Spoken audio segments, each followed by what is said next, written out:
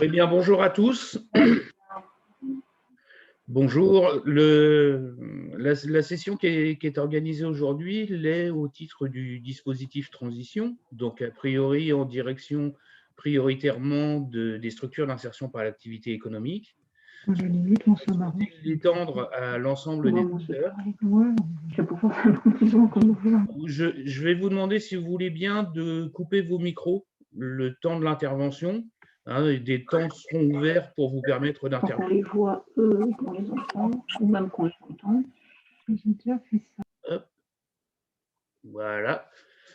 Donc, on est parti en gros pour 1 heure de présentation au cours desquels on va aussi avoir des temps d'échange à la fin aussi.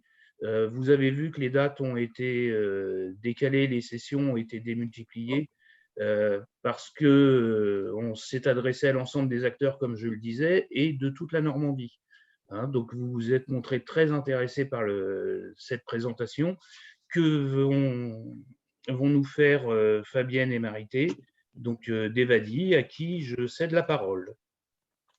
Je pense que je vais avoir Merci Laurent, j'ai fait que une erreur de manip. Hop, voilà. Oui, c'est bon, on m'entend. Merci Laurent, merci à Transition Aramis de nous permettre encore une fois de pouvoir tiens, j'ai un petit truc là qui s'en va. De pouvoir faire cette présentation. Moi, je suis Fabienne Rudloff, je suis psychomotricienne. Je suis Madame Pénizy Marité, psychologue de formation. Et donc, en fait, on se présente rapidement. En fait, on a une expérience dans le médico-social depuis de nombreuses années, surtout ma collègue, plus de 30 ans, moi, pas loin d'une vingtaine. Et on a travaillé dans ma collègue des adolescents, des enfants, dans différentes structures, mais avec toujours une partie en déficience intellectuelle. On entend très mal. Oui, autisme aussi, polyhandicap. Enfin, j'ai un petit peu tout fait dans le champ de la déficience intellectuelle. Et puis moi, j'ai été exclusivement sur des structures avec adultes, mais avec déficience intellectuelle. Et en fait, notre travail, il est issu d'un constat en tant que psychomotricienne et que psychologue. On a plein d'outils à notre disposition pour venir un petit peu essayer de mesurer, entre guillemets, le niveau de déficience intellectuelle. On est amené à faire des bilans, etc., pour essayer de déterminer des compétences et des capacités qui seraient soit là, soit émergentes ou déficitaires. Et en fait, on s'est aperçu que les outils qu'on pouvait utiliser n'étaient pas du tout adaptés aux personnes avec déficience intellectuelle. Ça ne reflétait pas les capacités réelles de ces personnes. Et force est de constater, d'ailleurs, il y a eu un gros travail de l'INSERM en 2016, un gros ouvrage qui a été fait dans ce sens-là, spécifiquement sur la déficience intellectuelle et qui vient un petit peu confirmer ce que nous, on a remarqué sur le terrain, c'est-à-dire qu'il y a un manque d'outils adaptés, un manque de formation, un gros manque concernant la déficience intellectuelle en général, et que donc il est peut-être temps et nécessaire de se lancer dans des recherches un petit peu plus poussées concernant cette pathologie, entre guillemets. Donc, en fait, sur le terrain, il y a plusieurs années de ça, il y a une petite quinzaine d'années, on s'est finalement dit, tiens, on va tout remettre à zéro, les compteurs, et puis on va faire un travail de recherche avec des mises en situation qu'on a filmées, qu'on a analysées, pour essayer de voir effectivement pourquoi, dans ce contexte-là, une personne arrive à faire telle chose et pourquoi dans telle autre situation, elle n'y arrive pas.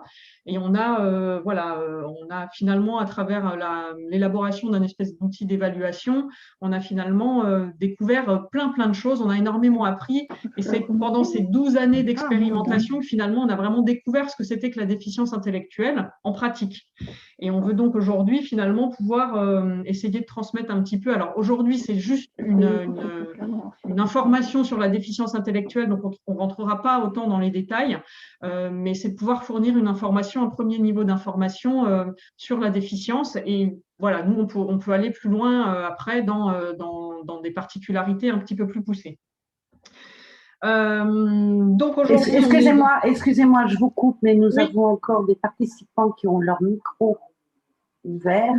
Oui. Donc on vous entend bien, mais on est parasité, si je peux me permettre. Est-ce que Laurent a moyen de... Je suis en train de faire le tour. D'accord. Hop. Là, normalement... Normalement, c'est bon. Normalement, c'est bon. OK. Donc, pour reprendre, n'hésitez pas, hein, si jamais c'était encore le cas. Effectivement, on entend un petit peu des bruits de fond de temps en temps. Donc aujourd'hui, en fait, on est heureuse parce qu'on constate que ce format-là sur la déficience intellectuelle, il a mobilisé beaucoup de gens. Il y a beaucoup de personnes qui ont voulu s'inscrire sur ce créneau. Et donc, nous, ça nous pousse aussi à nous dire qu'effectivement, il y a vraiment besoin de répondre à des attentes dans ce secteur-là. Donc, au cours de cette heure et demie, on va vous présenter vraiment ce premier niveau d'information. On va vraiment pas, j'insiste, hein, c'est vraiment un premier degré d'information sur la déficience. Et donc, on va vraiment pas aborder les choses de façon, on va pas aller dans le vif du sujet parce qu'on en a juste pas le temps. Donc, on fera des petites pauses à un moment donné pour ceux qui auraient éventuellement des questions. Voilà, bon, je vous propose qu'on y aille. Alors, donc, il faut savoir qu'en France, donc aujourd'hui, on a à peu près 20% de la population qui est en situation de handicap qui regroupe plusieurs catégories, hein, les grandes catégories de handicap. On retrouve le handicap moteur qui généralement parle bien à tout le monde, hein, avec une déficience motrice, totale ou partielle d'ailleurs. On retrouve les handicaps sensoriels, dont on parle d'ailleurs le plus souvent, c'est le handicap visuel et auditif. Alors après, il y en a d'autres, mais qui généralement, c'est vrai, ne sont pas très présents, qui sont moins visibles. Et c'est vrai, quand on parle de handicap sensoriel, on a surtout ces deux pôles-là qui sont représentés. On a le handicap qui résulte d'une maladie dégénérative. Donc ça, c'est vraiment des handicaps qui résultent de maladies qui s'installent progressivement et qui, dans le temps, malheureusement, ne vont pas s'arranger, hein, de type myopathie, mucoviscidose, sclérose en plaques, etc. Et donc la fameuse aussi maladie d'Alzheimer, hein. Une fois qu'elle s'installe, malheureusement, il n'y a pas forcément de processus qui permettent de venir guérir, entre guillemets, hein. Le handicap psychique, pour lequel on fera un encart plus spécifique parce qu'on remarque qu'il y a souvent une petite confusion entre le handicap psychique et le handicap mental. Donc, on reviendra particulièrement dessus. Et puis, on a les handicaps qui sont en lien avec les troubles neurodéveloppementaux.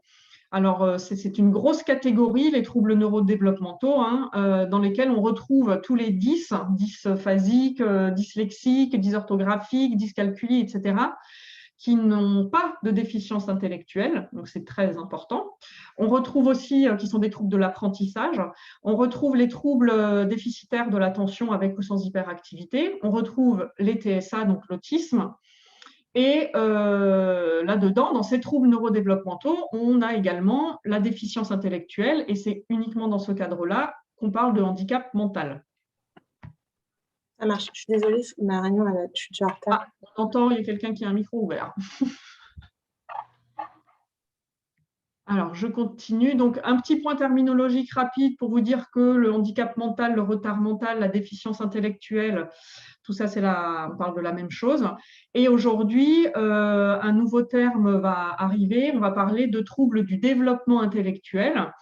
Donc, on voit bien qu'il y a un changement un petit peu de logique, puisque handicap mental, retard, déficience, on est sur vraiment des choses qui ne vont pas, sur le retard, sur tout ce qui est déficitaire, alors que dans la dénomination de demain, enfin d'aujourd'hui et de demain, on parlera de troubles du développement intellectuel, et donc là, on est bien sur une dynamique plutôt de développement, et non plus sur ce qui est déficient, mais sur un trouble de quelque chose qui était censé se développer au niveau intellectuel. Donc, ça peut paraître juste effectivement de la terminologie, mais ça a son importance parce que ça vient vraiment finalement appuyer la volonté aujourd'hui des politiques inclusives, notamment à vouloir dire qu'il faut aussi regarder les capacités de ces personnes et non pas les regarder qu'à travers leurs incapacités. Encore, c'est vrai, faut-il aujourd'hui avoir les moyens de pouvoir évaluer correctement les choses, ce qui est vrai pour la déficience intellectuelle n'est pas forcément aujourd'hui très regardé. Donc voilà, il y a un gros travail à faire, mais c'est important de noter ce changement de regard. Donc la déficience intellectuelle, elle touche aux troubles du développement intellectuel, j'essaye pour s'habituer, touche aujourd'hui 1 à 3% de la population générale. Donc les étiologies, donc les causes, hein, d'où vient, comment comment on en est amené à devenir déficient intellectuel. Alors, il faut savoir que parmi les origines qui sont connues, on a 80% qui sont d'origine anténatale, donc qui se passent avant l'accouchement. On retrouve des aberrations chromosomiques, comme voilà, la plus connue d'entre elles, la trisomie 21 par exemple. On a des malformations aussi cérébrales, des erreurs du métabolisme, la prématurité, des infections qui sont dues à la rubéole, à la toxoplasmose. Voilà, ça, c'est des choses que les mamans connaissent parce qu'on leur dit souvent de faire attention pendant la grossesse. Et des intoxications de type alcoolisation fœtale, etc. Donc ça, c'est une partie de tout ce qui va toucher le développement de l'enfant pendant, voilà, pendant sa constitution, pendant que la mère est enceinte. 10%, donc on voit que c'est quand même la plus grosse partie des étiologies qui sont connues. 80%, c'est quand même, voilà, c'est quand même assez important. 10% de ces causes sont dues à un accident périnatal, donc pendant l'accouchement, pendant lequel on peut se retrouver avec ce qu'on appelle donc une anoxie cérébrale, c'est-à-dire un manque d'oxygénation du cerveau, qui va entraîner une déficience intellectuelle ou une hémorragie cérébrale également. Et on retrouve dans 10% des causes connues aussi des séquelles qui surviennent finalement après la naissance. Donc on peut trouver des séquelles de méningite, des traumatismes crânio-cérébrales, donc des accidents, voiture, qu'importe, des accidents de la vie, des bébés secoués, de la maltraitance. On peut retrouver aussi des séquelles d'intoxication au plomb, on en entend beaucoup parler aussi, à l'oxyde de carbone, aux médicaments. Et des séquelles d'anoxie, toujours ce manque d'oxygénation, donc là après la naissance, avec une mort subite récupérée, la noyade, etc. Donc là, on voit déjà que dans les étiologies connues, donc on a quand même 80% qui se passent pendant le développement du fœtus.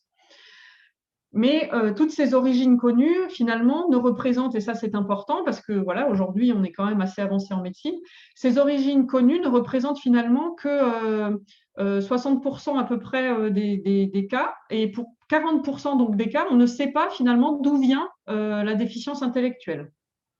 Alors, ce chiffre-là, il est en plus, on peut aller un petit peu plus loin. Il faut savoir qu'il y a près de 85% des origines qui sont inconnues quand la déficience est légère, dans ces 40%. C'est-à-dire que plus la déficience est légère, finalement, moins on arrive à déterminer les causes de cette déficience. Et plus la déficience est lourde, forcément, et plus on arrive à savoir, à déterminer finalement d'où elle vient. Alors, la déficience intellectuelle, si on essaye de regarder un petit peu au niveau des définitions, donc on a l'Organisation mondiale de la santé, l'OMS, qui parle d'une capacité réduite à comprendre une information nouvelle ou complexe, une capacité réduite également d'apprendre et d'appliquer des nouvelles compétences. Donc ces aptitudes-là sont diminuées face à toute situation de manière indépendante. C'est aussi au niveau social. Finalement, ces incapacités ou ces capacités réduites font que la personne a des difficultés au niveau social à pouvoir appréhender différentes situations. Une autre définition est donnée par l'Association américaine des déficiences intellectuelles. C'est beaucoup au Canada, aux États-Unis. La déficience intellectuelle, donc là, se caractérise, et c'est ce qu'on va retenir surtout dans les 3 critères, par une limitation significative du fonctionnement intellectuel, ça c'est important, du comportement adaptatif, qui n'est pas la même chose. On va revoir toutes ces notions-là un petit peu plus tard. Et ces incapacités, finalement, surviennent avant l'âge de 18 ans. Et c'est finalement ces 3 critères qui sont retenus aujourd'hui quand on parle de déficience intellectuelle. Ces 3 critères diagnostiques à retenir qui sont déficit dans les fonctions intellectuelles, limitation significative du comportement adaptatif. On va revoir vraiment ce que c'est un petit peu plus tard, ces 3, enfin le dernier nom, et l'apparition des troubles pendant la période développementale avant 18 ans. Ça, c'est vraiment juste pour dire que la déficience intellectuelle apparaît pendant la période de développement de l'enfant, évidemment, puisque c'est là que toutes les acquisitions vont se faire. Ce qui veut dire que si vous avez une personne qui a eu un développement, entre guillemets, ordinaire, et qui a, avec un accident de la vie quelconque, se retrouve à avoir des pertes de capacité, on ne va pas parler de déficience intellectuelle, parce que les troubles n'auront pas eu lieu pendant son développement. Ce qui a une logique, puisque on voit bien que ces caractéristiques de développement du cerveau, de développement de toutes ces capacités, on les remarque, on les observe généralement pendant la scolarité. Et donc, c'est généralement à travers la scolarité qu'on va finalement s'apercevoir du déficit intellectuel. Alors évidemment, plus la déficience intellectuelle est légère, plus on va s'en apercevoir tardivement, et plus elle est importante, et plus ça va arriver tôt dans le développement. Voilà, donc c'est les 3 critères. On va revenir non pas sur cette période développementale, qu'on comprend normalement à peu près bien, mais on va revenir donc sur le critère des fonctions intellectuelles. Qu'est-ce qu'on entend par déficit dans les fonctions intellectuelles, et on va revenir sur ce qu'on entend par les limitations du comportement adaptatif. Donc, on rappelle bien que la déficience intellectuelle est un trouble neurodéveloppemental. Alors, pour avoir un diagnostic de déficience intellectuelle, il est aujourd'hui important d'avoir, on utilise ce qu'on appelle un test de QI, je pense que tout le monde en a entendu parler. Ce test est vraiment essentiel pour poser le diagnostic. Alors, comment ça se passe? Lors de la passation d'un test de QI, la personne doit réaliser un certain nombre d'épreuves et les résultats qui sont obtenus vont être comparés à ceux obtenus par un groupe de la même classe d'âge. Alors, vous avez des tests qui sont adaptés aux enfants et d'autres aux adultes. Et donc, à chaque fois, un comparatif est fait avec les résultats de la personne et un groupe qui a le même âge qu'elle. Donc, en fait, ce sont des chiffres statistiques pour poser ce diagnostic. Alors là, vous voyez, je vous ai mis 2 petites images avec 2 types d'épreuves que l'on passe. Alors, il y en a une qui est pour les enfants.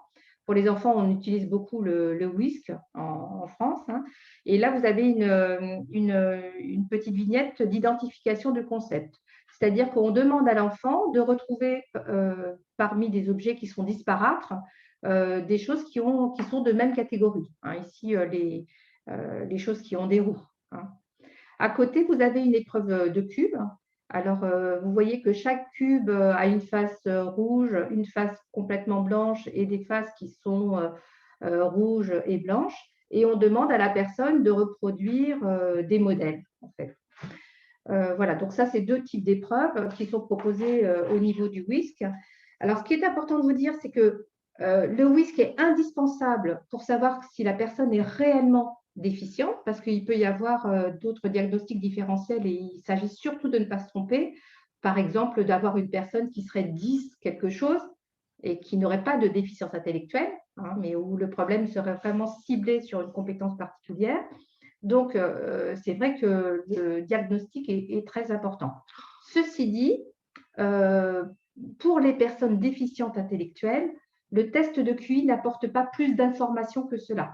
C'est-à-dire qu'il n'est pas capable de discriminer 2 personnes, deux personnes, est-ce qu'elles ont les mêmes compétences ou non, quelles sont leurs problématiques. Ça, le test de QI n'est pas en capacité de le dire et c'est bien le problème aujourd'hui. Alors, par exemple, je vais vous donner un petit exemple pour l'épreuve de cube que vous avez.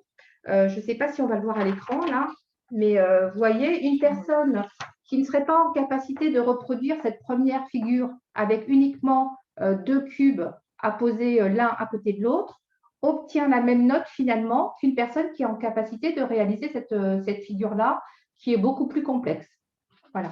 Donc ça, c'est les difficultés au niveau des tests de QI, c'est que pour les personnes qui sont déficientes, le QI ne permet pas de savoir quelles sont les aptitudes des uns et des autres. Oui, c'est-à-dire qu'en fait, pour une population ordinaire, ça n'a finalement que ça n'a que peu d'importance, quoique, mais bon, voilà, ça a moins d'importance, alors que pour une personne finalement avec déficience intellectuelle, on a vraiment finalement un gradué qui nous est important sur le terrain pour savoir effectivement, alors là, c'est sur les cubes, mais c'est valable, en fait, c'est juste un exemple, c'est pour illustrer que sur des tas de compétences et des tas de capacités, parfois on a besoin d'avoir les étapes. Et quand une personne se trouve à un niveau, à une certaine étape, si on passe à 10 étapes au-dessus, d'emblée, ça va être compliqué d'accompagner parce qu'il y a plein en fait de séquençage avant à faire. Et peut-être que la personne, elle se trouve à un niveau entre ces deux étapes-là.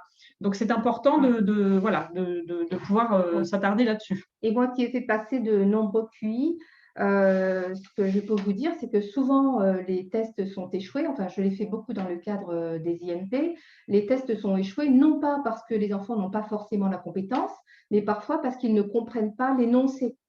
Vous savez que ce sont des tests qui sont standardisés, donc on a des phrases qui sont déjà préétablies à prononcer, et parfois l'énoncé même n'est pas compris. Et si un énoncé n'est pas compris, c'est difficile de savoir si l'enfant a la compétence ou pas. Par exemple, si je donne un exemple très simple, si je vous demande de faire un tri, vous allez tout de suite savoir de quoi il s'agit et vous allez réaliser le tri. Par contre, si je demande à un enfant de faire un tri, si je le lui dis comme ça, il ne va probablement pas comprendre et ne pas réaliser ce tri. Par contre, si je mets devant lui, si j'avais la possibilité de mettre devant lui 4 contenants transparents avec des couleurs à l'intérieur et que je tends une brique à un enfant pour qu'il me mette la brique dans le bon contenant, il est probable qu'il le fasse. Et à ce moment-là, je pourrais noter qu'il a cette compétence de tri. Hein, alors que s'il ne comprend pas la consigne, il ne va pas la réaliser et je vais noter que cet enfant ne réalise pas le tri. Ne sait pas faire le tri de couleurs ou n'a pas la capacité, alors que ce n'est pas ça, la capacité, il l'a. C'est juste qu'en ne comprenant pas ce qu'il doit faire, bah forcément, il ne peut pas le réaliser. Donc, c'est quand même quelque chose d'essentiel, surtout pour nous qui sommes censés faire passer des tests pour justement pouvoir normalement éclairer derrière les professionnels de différents secteurs. Donc ça, on s'en est aperçu très tôt et c'est pour ça qu'on s'est dit, bon, bah, il y a vraiment quelque chose qui ne va pas. Il va falloir qu'on réinvente un petit peu les choses. Alors, les fonctions intellectuelles, c'est vraiment tout ce qui est notre appareil à penser. Hein. Donc, les tests vont évaluer, que ce soit les tests pour les enfants ou que ce soit les tests pour les adultes, on retrouve des évaluations concernant la mémoire de travail. Donc, la mémoire de travail, c'est une mémoire qui est très fugace. C'est celle qu'on utilise sur l'instant. Par exemple, si je dois appeler quelqu'un et que je n'ai pas le numéro de téléphone de cette personne, je peux interpeller ma collègue en lui demandant le numéro de téléphone, elle va me le passer, je vais passer le coup de téléphone et 10 minutes après, je ne m'en souviens plus. Voilà, ça c'est ce type de mémoire, c'est vraiment ce qu'on appelle la mémoire de travail. On a tout ce qui est raisonnement fluide. Alors le raisonnement fluide, c'est vraiment la résolution de problèmes qui se posent à nous et qui sont neufs, enfin, qui sont nouveaux. Donc comment la personne va élaborer pour pouvoir résoudre la situation. Nous avons, ce qui est évalué aussi, c'est la compréhension verbale. Alors, on peut aussi distinguer ce qui est de l'ordre de la compréhension en expressif et en réceptif. C'est comment on reçoit l'information, comment on la comprend ou comment on s'exprime soi-même. Alors là, on a des épreuves différentes qui peuvent être en quoi une pomme et une poire, c'est pareil, en quoi c'est un peu pareil. Donc, on attend la réponse qui est le mot fruit en général, mais il peut y avoir des réponses de moins bonne qualité, mais qui sont bonnes quand même. Par exemple, ça se mange. Voilà. Donc, on va évaluer un petit peu tout ce qui est compréhension verbale. On a tout ce qu'on appelle les vitesses de traitement. C'est combien de temps, parce qu'on a certaines épreuves qui sont chronométrées, et le temps va entrer en ligne de compte pour la cotation. Donc, c'est combien de temps je mets pour traiter le problème que j'ai à résoudre. Et on a aussi tout ce qui est traitement visio-spatial, c'est quelle perception ai-je de l'espace. Là, vous aviez vu l'épreuve cube, ça fait partie des traitements visio-spatial. Il peut y avoir des puzzles, des choses de cette nature-là. Alors, ce qui peut être difficile à saisir parfois, nous-mêmes, voilà, c'est quelque chose qu'on a mis un petit peu de temps à comprendre, c'est que dans cette histoire de compréhension verbale, donc avec ce langage réceptif et ce langage expressif, dans les faits, on a remarqué qu'il arrive avec des personnes avec troubles du développement intellectuel, qu'une personne donc puisse comprendre quelque chose et ne pas l'exprimer, et inversement proportionnel. Alors, pour vous donner un exemple, pareil, on a eu une personne qui disait spontanément, donc qui exprimait, donc en langage expressif, il nous dit verre, tiens, je vais prendre le verre, etc. Donc, il utilise le mot verre sans difficulté. Par contre, quand on avait positionné plein d'objets autour de lui et puis qu'on lui demandait de nous montrer le verre, il ne voyait absolument pas de quoi on lui parlait. Donc, ça, alors ça arrive, hein, c'est vraiment pas, quand on vous donne des exemples comme ça, c'est vraiment des particularités, hein, chaque personne est différente, mais Ce qui est important finalement, c'est d'être attentif à se dire, tiens, il ne voit pas de quoi je lui parle alors qu'il l'a utilisé lui-même. Et là, on est bien dans le champ de cette différence de traitement du cerveau entre ce qu'on appelle le langage expressif et le langage réceptif. Donc, les informations ne sont pas traitées de la même façon. Et alors, c'est arrivé et il faut comprendre qu'à un moment donné, voilà, c'est peut-être cette différence de traitement qui fait que la personne arrive à dire le mot parce que le contexte, parce que c'est là-dedans, parce que c'est dans un environnement particulier ou tout simplement parce que le traitement de l'information ne se fait pas par les mêmes voies. Et que par contre, quand on utilise nous ce mot et qu'il la reçoit, donc en langage réceptif, le mot vert, eh ben, c'est comme s'il ne savait pas de quoi on était en train de parler. Donc ça paraît être dingue, mais il faut voilà, partir de l'idée, du principe que la personne est de bonne volonté. Nous, c'est ce qu'on a, enfin, avec les centaines de personnes qu'on a vues, on n'en a pas eu qui étaient de mauvaise volonté. Et que si elle ne répond pas forcément à ce qu'on lui demande, c'est qu'il y a sûrement une information qui n'a pas été comprise. Et c'est à nous de faire ce travail, d'essayer de se dire bon, comment je peux faire? Qu'est-ce qui n'a pas fonctionné? Alors, c'est pas simple, mais ça se fait. Alors, on va voir un petit peu comment fonctionne notre appareil à penser. Il y a tout ce qui est raisonnement, qu'on appelle aussi les fonctions exécutives. Hein. Donc, ça agit comme des gestionnaires, organiser, planifier, juger, inhiber, créer. Alors, les fonctions exécutives, c'est vraiment pour des tâches qui ne sont pas routinières, qui sont nouvelles. C'est comment la personne appréhende ces consignes, voilà, qui étaient, enfin, ces problématiques qui sont imprévues et qui surviennent, et comment la personne va pouvoir les gérer. On a tout ce qui est les processus d'attention.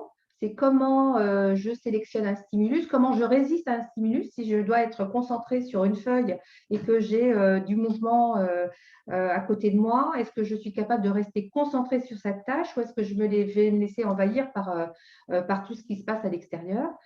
Ça, c'est très important et on le voit beaucoup dans la déficience intellectuelle. Hein, parfois, la difficulté à se positionner et à rester concentré sur une tâche donnée. On a ensuite tout ce qui est activité de langage, on en a parlé un petit peu, hein, avec comment on décode, comment on s'exprime soi-même. On a tout ce qui est de l'ordre de la perception. C'est comment j'identifie, par exemple, un visuel sur une image. Aujourd'hui, on parle beaucoup des pictogrammes concernant la déficience intellectuelle, mais est-ce que la personne est réellement en capacité de percevoir ce qu'il y a sur une petite vignette? Ce n'est pas toujours évident. Nous, on voit des personnes pour qui la perception même d'un dessin est très compliquée. Ça peut être aussi l'identification, enfin la perception de son propre corps, le schéma corporel, comment est-ce que je me perçois. Voilà, ces problématiques de perception sont aussi très importantes dans la déficience intellectuelle. Ensuite, on a tout ce qui est problématique de mémoire, hein, pour enregistrer les informations qui sont importantes, comment je les traite. On voit souvent d'ailleurs quand on parle, quand on échange ou quand on donne des consignes, que ce sont les derniers mots prononcés qui sont retenus. Et donc là, on peut voilà, faire l'hypothèse que cette capacité à engrammer finalement un nombre de mots important peut être affectée. Et donc, dans les stratégies à avoir, on peut se dire que finalement, ce qu'on veut faire passer, il vaut peut-être mieux le faire arriver vraiment en dernier dans une phrase, par exemple, parce que cette mémoire, c'est vrai qu'elle est souvent impactée.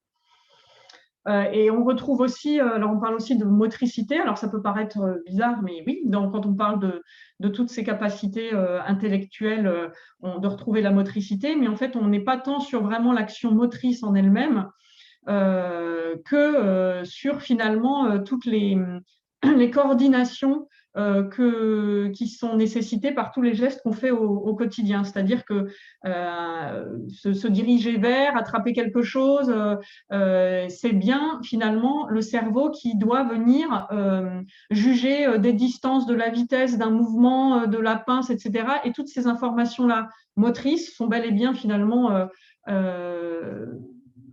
traité par le cerveau. Donc, ça fait partie de cette... Ce n'est pas juste l'action motrice d'un mouvement, c'est bien le traitement de toutes les informations pour arriver à un mouvement qui soit coordonné dans un but intentionnel.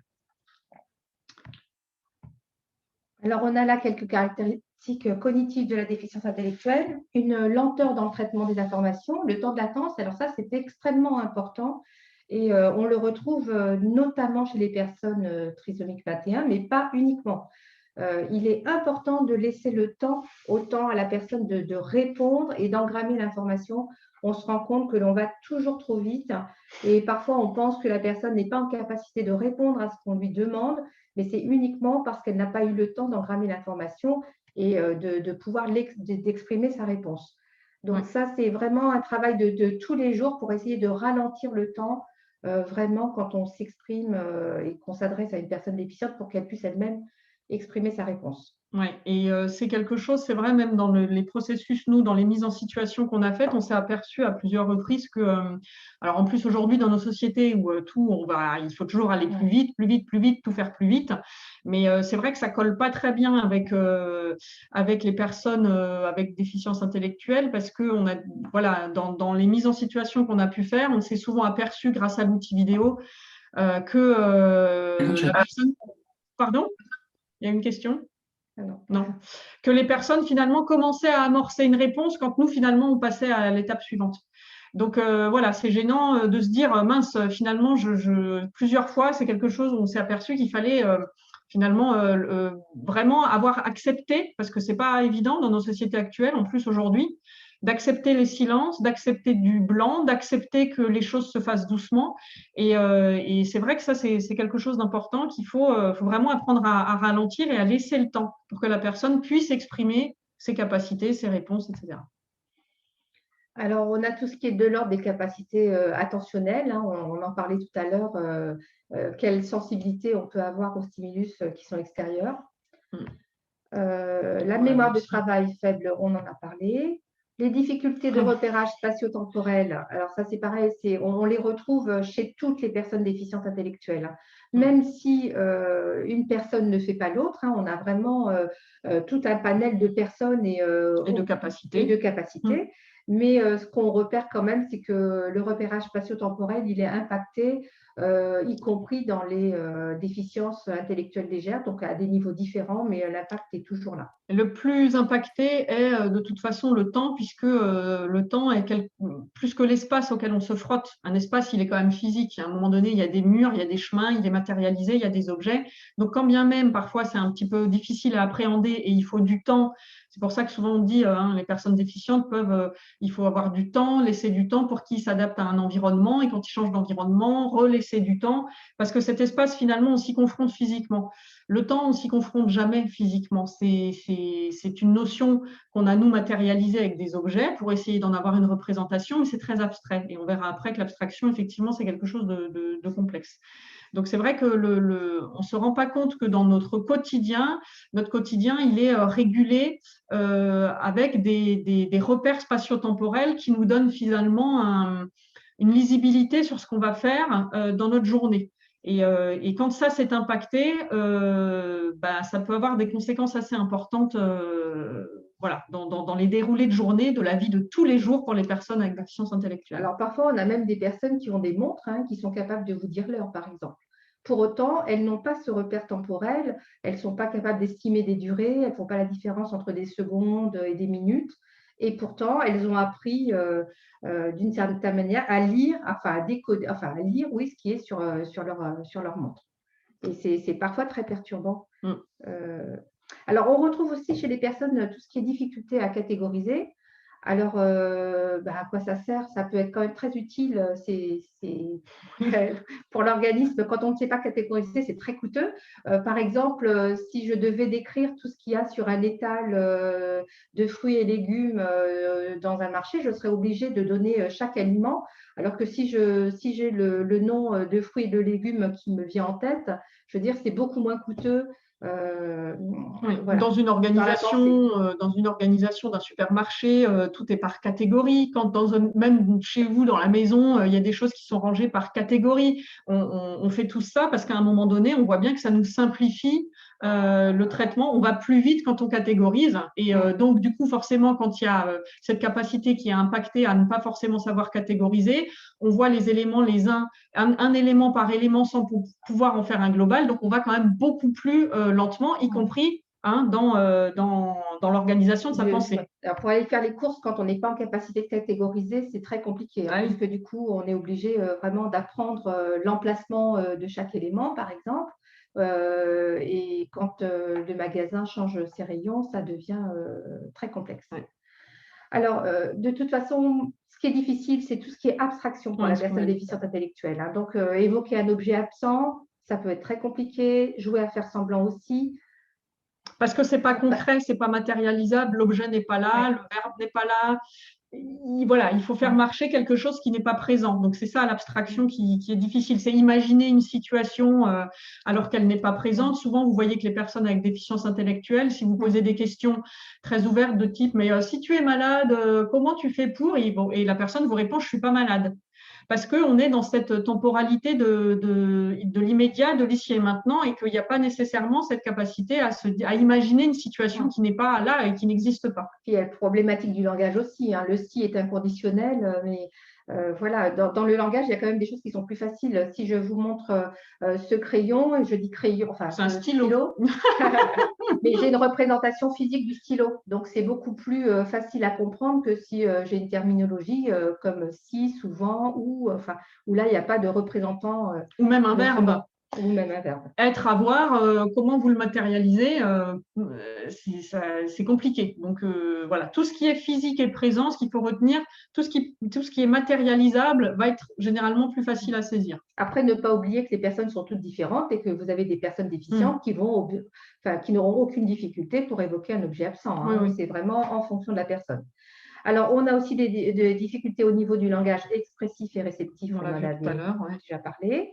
Tout ce qui est difficulté d'adaptation sociale, l'intériorisation, par exemple, des interdits sociaux, hein, ce que j'ai le droit de faire, pas faire, et puis comprendre dans quelle situation. Voilà, j'ai en tête un film qui s'appelle Mon amoureux, qui parle de la sexualité des personnes déficientes intellectuelles, et on y voit une personne à qui la grande sœur dit que il ne faut pas qu'elle se masturbe quand il y a du monde, etc., etc. Donc, elle lui fait vraiment un cours là-dessus. Et on retrouve dans une séquence suivante la jeune femme se masturbant seule dans la voiture. Et quand la sœur vient, elle est complètement choquée. Elle lui dit « Mais qu'est-ce que tu fais ?» Et la personne lui dit « Mais tu m'as dit que je pouvais le faire quand j'étais toute seule. » Voilà. Donc, elle a répondu à une consigne, mais elle n'a pas compris dans quel environnement elle pouvait ou pas être dans cette intimité-là. Alors, ils ont parfois aussi une difficulté à apprécier l'importance des informations qu'on leur transmet. Et parfois, il y a des informations qui sont d'une importance toute relative et elles peuvent côtoyer des informations qui sont très importantes pour leur sécurité, par exemple. Et parfois, elles ne savent pas hiérarchiser quelle est l'importance de l'information donnée. On retrouve tout ce qui est impulsivité, instabilité motrice, hein. Donc, on a des comportements de repli ou au contraire, ça va être des personnes qui sont très avenantes, même trop, et qui vont aller serrer la main de toutes les caissières des supermarchés. Voilà. Alors, est-ce que, parce que là, on a abordé donc le premier critère qui est la déficience intellectuelle d'un point de vue, donc du premier critère, c'est-à-dire d'un point de vue cognitif, c'est-à-dire les capacités intellectuelles. On va aborder là ce qu'on appelle donc le deuxième critère, les comportements adaptatifs. Est-ce que sur cette première partie, vraiment sur la partie cognitive et déficit intellectuel, il y a des personnes qui ont déjà des questions avant d'aborder le deuxième? J'ai aucune question sur le chat. Okay. N'hésitez pas à l'utiliser. Hein, on répercutera les questions à d'autres moments. Et puis là, si quelqu'un a des questions, je vous invite à prendre la parole.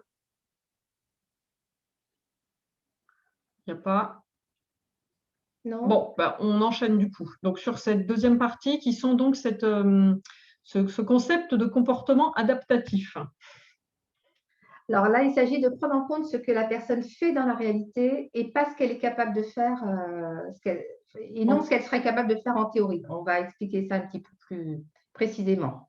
Donc, il y a un déficit dans l'exécution et une difficulté à saisir dans quel contexte et à quel moment agir. Alors, pour vous donner un exemple qui est très simple, une personne peut apprendre qu'il est nécessaire de regarder à droite et à gauche avant de traverser une route. Mais lorsqu'on va la voir traverser dans la réalité, on va voir que son comportement n'est pas du tout adapté. Alors, certaines personnes déficientes intellectuelles tournent bien la tête à droite, à gauche, comme on leur a appris, mais en fait, elles tournent la tête sans saisir les informations qui sont utiles pour elles. Elles le font d'une manière mécanique parce que c'est appris, mais elles ne comprennent pas que c'est une saisie d'informations qui va leur servir à estimer s'il y a une voiture qui vient.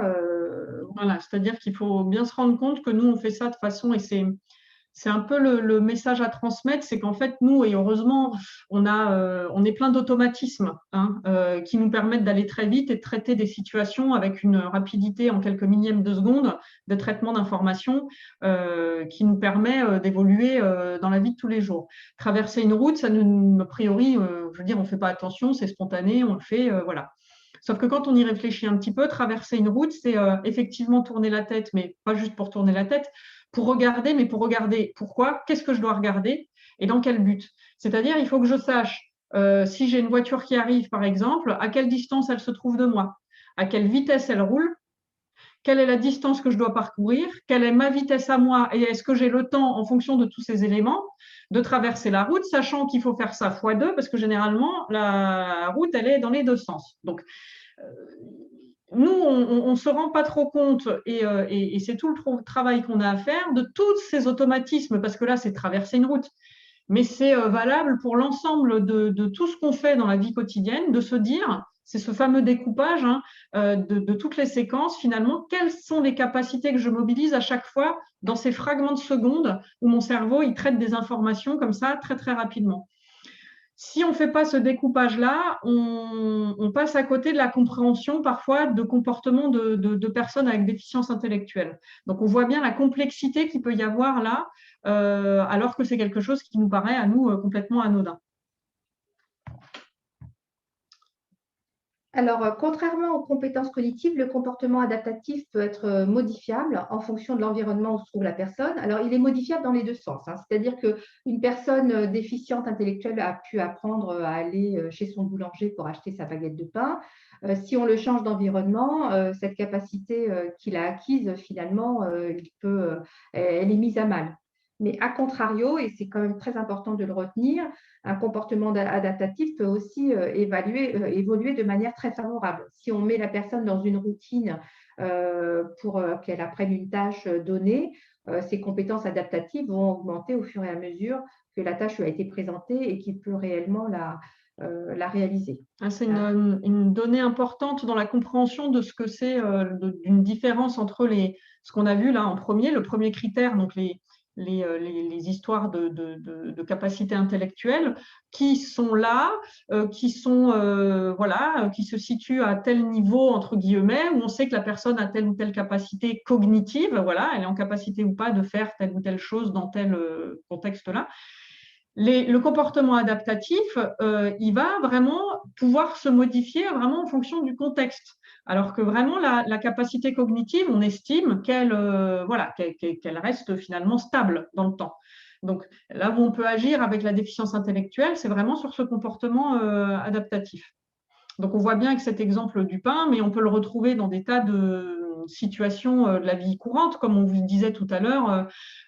Vous, quand vous avez le supermarché du coin qui va changer tout son rayon, ça va un petit peu, vous allez perdre un peu vos repères, mais finalement, vous allez vous y adapter assez facilement parce que vous allez avoir ces capacités de catégorie où vous vous dites, OK, ils ont mis le rayon machin là, donc du coup, je vais trouver ce que je veux par ici. La personne déficiente intellectuelle, si vous lui changez son environnement, autant elle aura été capable de faire ses courses parce qu'elle aura appris dans ce magasin avec ce rayonnage-là, vous lui changez le rayonnage, pour vous, ça va être un petit peu gênant, pour elle, ça va être extrêmement compliqué de se réadapter. Alors, elle va pouvoir le faire parce que ce comportement adaptatif peut, à un moment donné, se mettre en place, mais avec du temps et avec beaucoup plus de temps, finalement, pour venir réappréhender et réengrammer un petit peu tous les changements qui ont pu avoir lieu. Donc, c'est en ça qu'on parle vraiment de comportement adaptatif qui se trouve un petit peu aussi affecté. Alors aujourd'hui, pour diagnostiquer un petit peu ces problèmes adaptatifs, on a la Vineland 2. C'est la seule qui a été traduite en français. Donc, on va y explorer les domaines de la communication, les domaines de la socialisation, de la motricité et de la vie quotidienne. Là, on va vous mettre un petit exemple. Par exemple, c'est est-ce que la personne connaît les différentes pièces de monnaie, est-ce qu'elle manipule l'argent? Alors, la difficulté avec le Vineland, c'est que ce sont parfois ce sont les personnes qui accompagnent les personnes déficientes intellectuelles qui répondent au questionnaire. Donc, bon, c'est parfois ça rend les choses un peu subjectif. subjectives. Ouais. Après, on voit bien que finalement, il ne faut pas séparer, parce qu'on veut toujours tout mettre dans des cases, mais ce n'est pas comme ça que ça marche chez l'être humain. Les cases sont toutes interliées, interconnectées. Là, on voit bien que finalement, le comportement adaptatif, quelque part, c'est aussi la mise en œuvre des capacités intellectuelles en pratique. C'est-à-dire qu'on a des capacités et on va les mettre en œuvre dans ces comportements adaptatifs dans la vie de tous les jours. On voit bien que gérer un budget, ça nécessite des capacités intellectuelles. Maintenant, ce comportement adaptatif, il va venir dans la pratique, dans la vie de tous les jours, dans l'utilisation de ces capacités. C'est là qu'il va se manifester.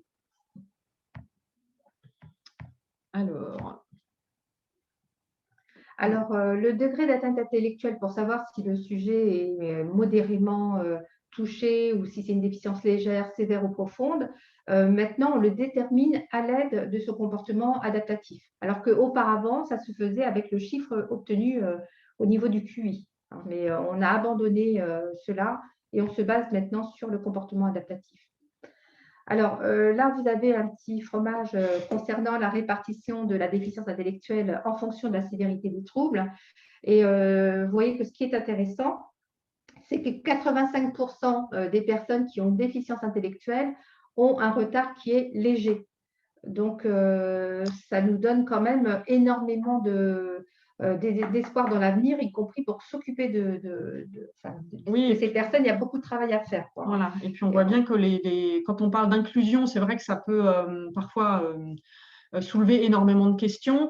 Après, ça dépend comment on le fait, c'est toujours pareil. Hein. C'est quels sont les moyens qu'on peut avoir, qui sont là, et puis comment on peut accompagner ces personnes-là dans des projets au regard de leur déficience. Mais on voit bien que 85% des retards légers, ça laisse quand même normalement une belle marge de manœuvre pour pouvoir s'occuper de ces personnes-là et leur offrir finalement un cadre de vie qui soit un peu plus autonome peut-être que ce qui est proposé aujourd'hui. C'est possible, je veux dire, c'est totalement possible à la condition qu'effectivement on puisse s'intéresser un petit peu plus à ces personnes avec troubles du développement intellectuel et qu'on puisse les accompagner avec des moyens qui soient adaptés, ce qui aujourd'hui, c'est vrai, est un peu en panne.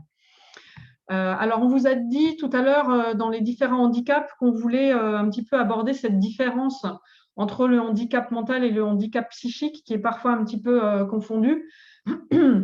Donc, il faut bien savoir que, en fait, quand on parle de handicap psychique, déjà, il peut apparaître à tout âge, contrairement, donc, on a vu à la déficience qui apparaît dans la période de développement, hein, avec les acquisitions scolaires, etc. Et donc, en fait, ce handicap psychique, il se manifeste plus par une espèce de perte de contact avec la réalité, ce qui n'est pas le cas dans la déficience intellectuelle. On est vraiment sur des capacités intellectuelles et des comportements adaptatifs qui sont impactés. On a des personnes dans le handicap psychique qui vont en plus être en lien avec des maladies psychiques de type phobie, schizophrénie, qui vont finalement être plus une manifestation d'une angoisse, mais les capacités intellectuelles sont préservées chez ces personnes-là. Alors, évidemment, qu'en fonction de la gravité du trouble, on peut avoir, à cause de ce trouble psychique très important, des capacités intellectuelles qui n'ont pas pu s'exprimer de façon qui n'ont pas pu se développer normalement. Donc, on peut retrouver effectivement, mais à cause de l'importance du trouble psychique, on peut retrouver également une déficience intellectuelle associée. Alors, si on reprend l'exemple de tout à l'heure d'une personne déficiente qui traversait la rue, on peut imaginer qu'une personne qui a un handicap psychique, on la retrouve aussi faire des choses qui sont inadaptées quand elle va traverser la rue. Mais ce ne sera pas pour les mêmes motifs. Ce ne sera pas parce qu'elle a des compétences qui sont moindres. Ce sera peut-être parce qu'elle a, je ne sais pas, elle a des hallucinations, elle se sent extrêmement angoissée, des processus d'obsession, de compulsion.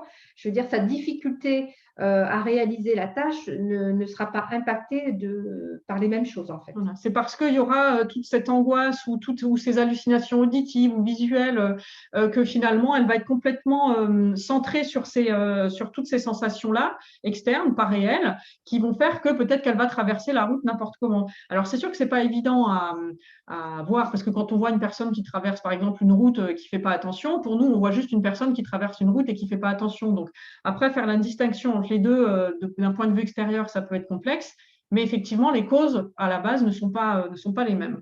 On espère que, voilà, on a pu… Et garder en tête que le handicap psychique, pour l'ensemble des personnes, il n'y a pas de déficience intellectuelle. Alors, quelques clés pour l'insertion professionnelle. Maintenant, on va aborder effectivement, finalement, ce qu'on peut finalement proposer pour ce public et notamment pour toutes ces déficiences légères. On peut très bien penser à favoriser l'emploi et le maintien d'une personne avec déficience intellectuelle dans une entreprise. Bon, alors, outre le fait de répondre évidemment à son obligation légale, alors c'est vrai que, bon, on connaît généralement plus de 6% de personnes handicapées normalement, sinon il y a une petite amende à payer. Néanmoins, c'est vrai que ce qu'on constate, c'est que les entreprises qui emploient des personnes en situation de handicap se dirigent pas forcément facilement vers la déficience intellectuelle. On a bien vu au départ, c'est tout handicap confondu. Donc, on a du handicap moteur, on a du handicap auditif, visuel, enfin, autisme, etc. Mais c'est vrai que la déficience intellectuelle, elle n'est pas forcément très représentée en entreprise.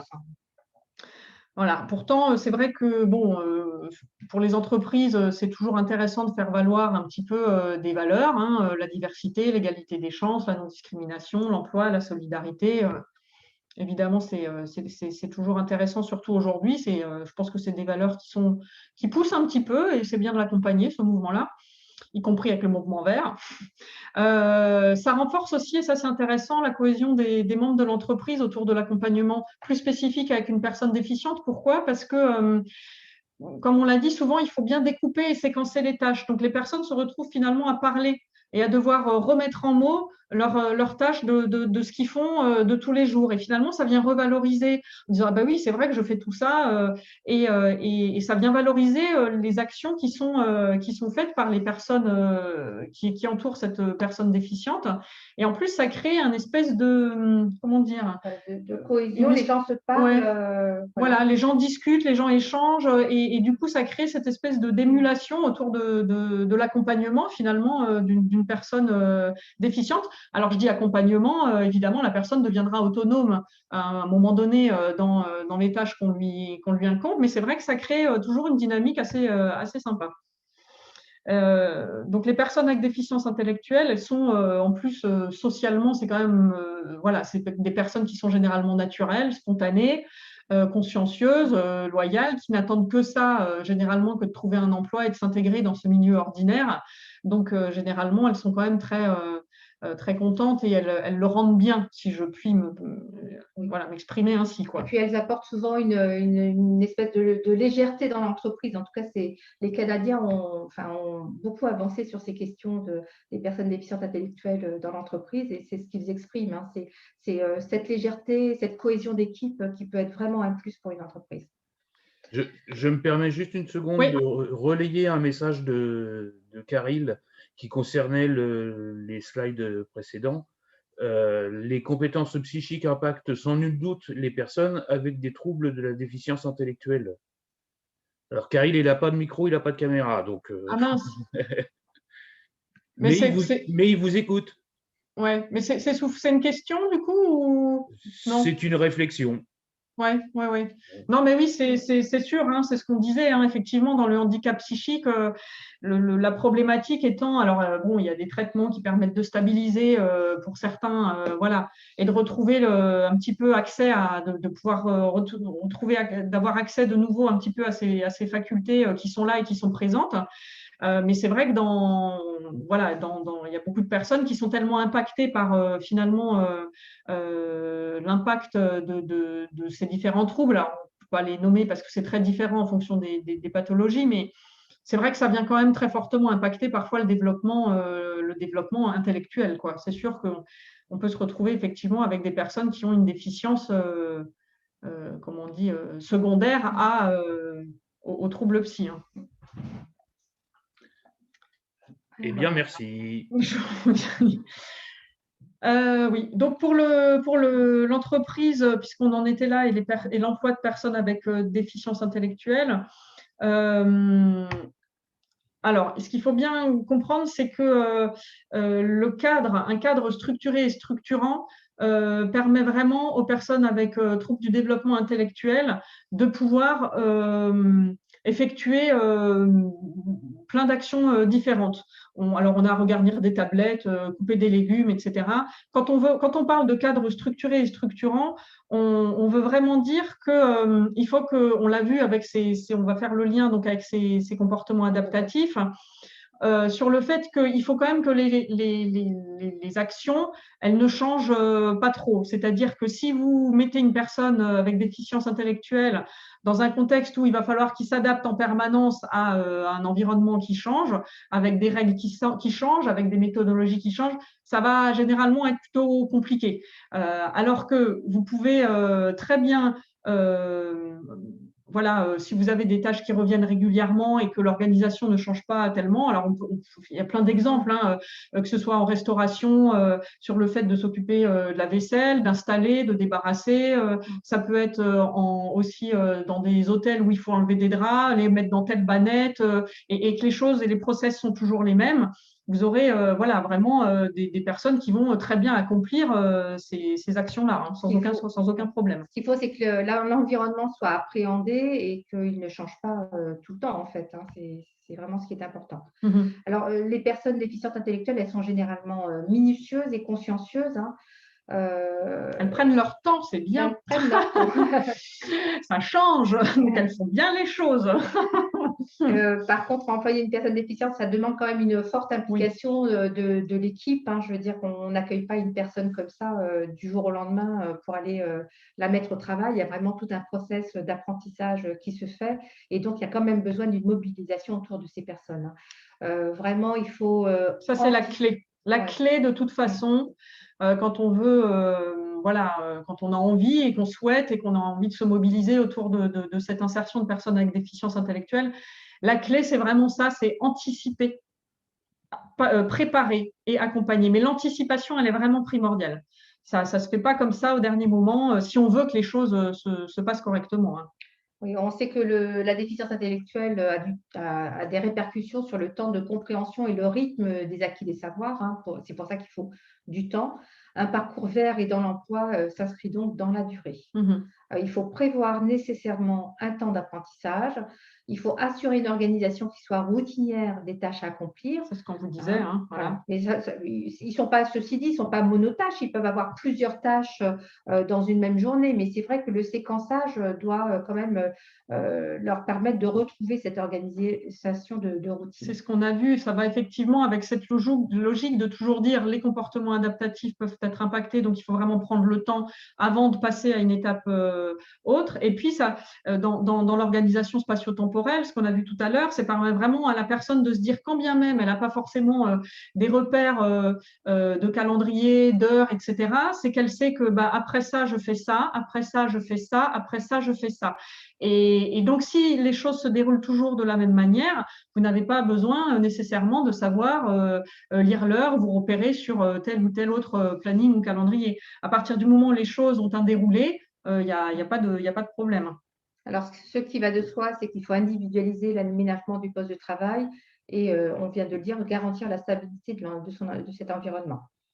Oui, donc c'est vraiment important. Hein, on espère vraiment que c'est quelque chose qui va rester. C'est que ça ne s'improvise pas. En fait, si on veut la sous-évaluation des capacités et la surévaluation des capacités, dans les deux cas, voilà, ça amène pas la personne à…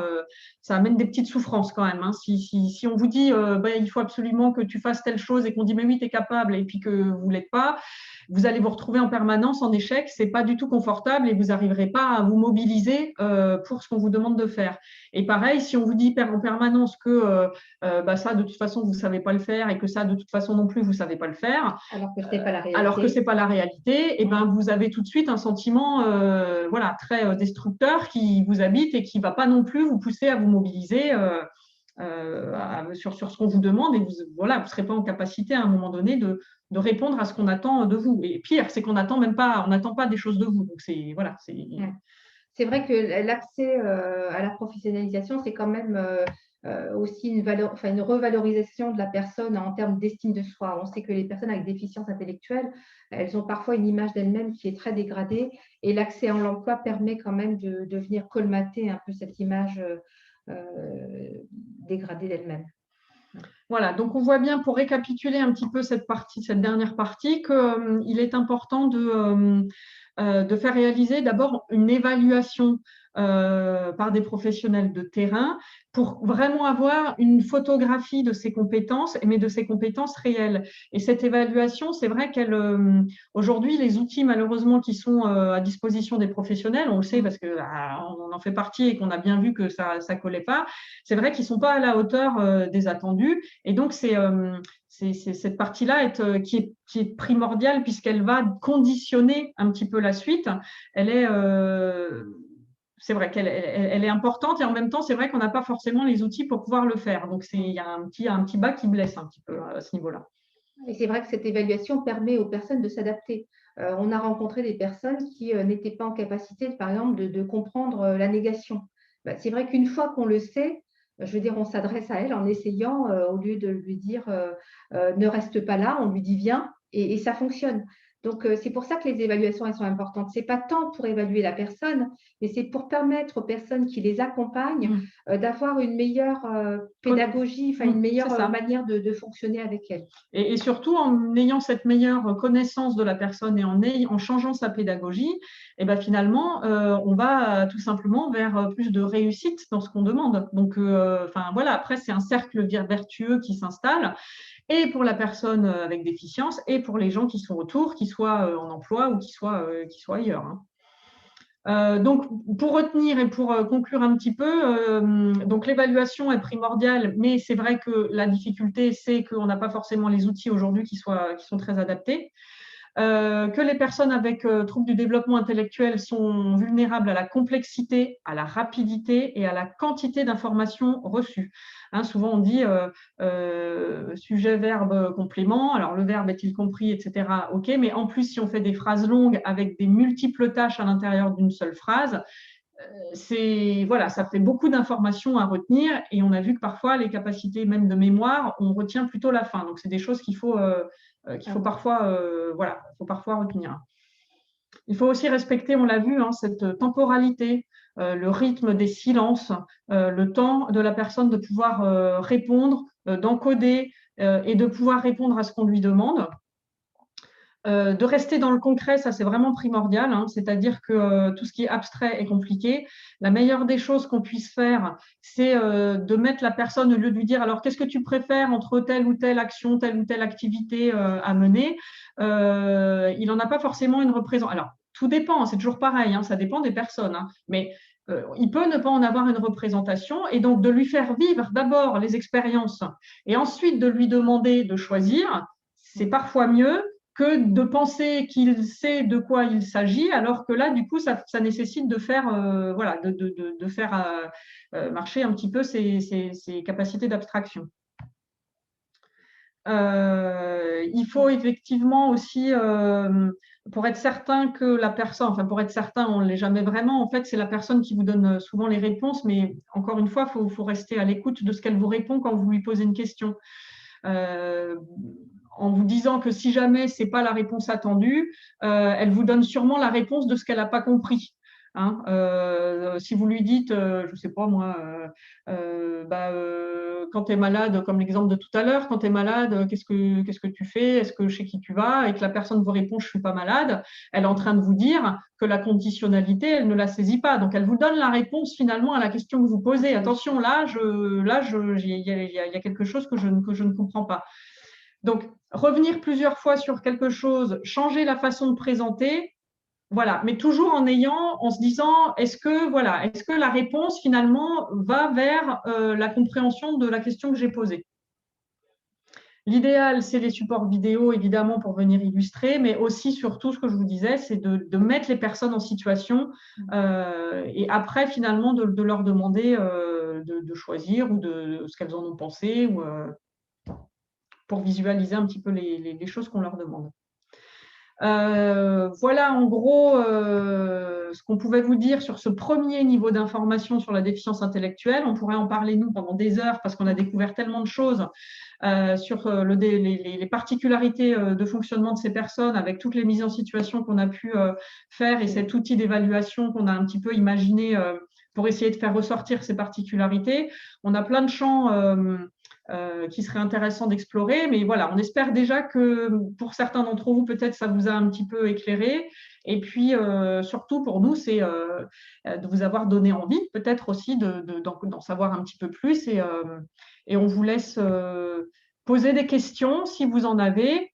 On espère. Je ne sais pas, Laurent, il y a quelqu'un sur le chat ou... Alors, il y a quelques questions. J'ai invité Feta à prendre la parole. Je pense que Gilles Anctin devrait pouvoir aussi s'exprimer. Alors, on vous écoute. Qui se lance?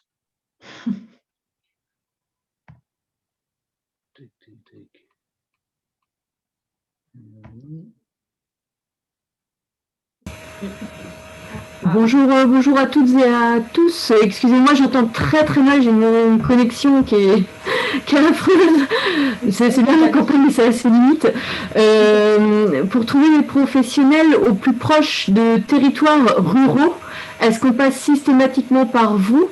Est-ce qu'il existe un réseau de structures, une cartographie, quelque chose qui nous permette de diagnostiquer, puisque tout l'enjeu est là pour nous, les personnes qui sont reconnues travailleuses handicapées, on peut relativement passer le relais, même si on n'a pas les structures derrière, mais au moins pouvoir protéger un peu les personnes pour leur laisser plus de temps, le temps de trouver des structures adaptées, ou au moins le temps que l'offre de service apparaisse.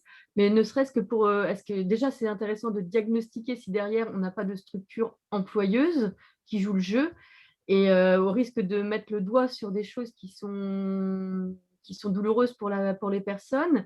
À l'inverse, si on ne le fait pas, on risque, nous, de bousculer les personnes, d'avoir des comportements aussi non adaptés à ces personnes-là. Et donc, du coup, est-ce qu'il existe des centres de diagnostic? Est-ce qu'il faut faire le diagnostic, même si derrière, on sait qu'on n'aura pas forcément les structures pour insérer, quoi. Alors, sur tout ce qui est réseau, on laissera Laurent prendre leur lait parce que c'est leur partie.